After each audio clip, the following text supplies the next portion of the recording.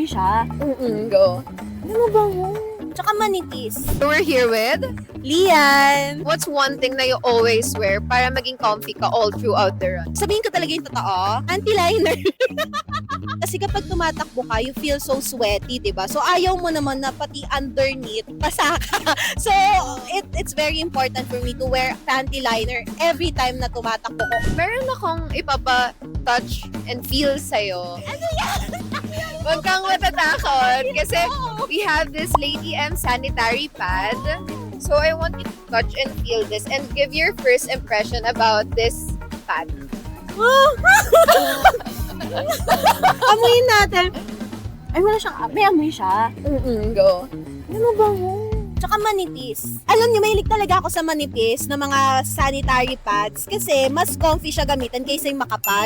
Actually, that's made para hindi mag-flow. Oh. Na-absorb niya yan. Can help women, especially yung mga active girls like me and like you. Yeah. Kasi eto, comfy siya, hindi siya yung galaw ka ng galaw, tapos gumagalaw din siya or natatakot ka baka malaglag. Yes. Kasi nga manipis siya.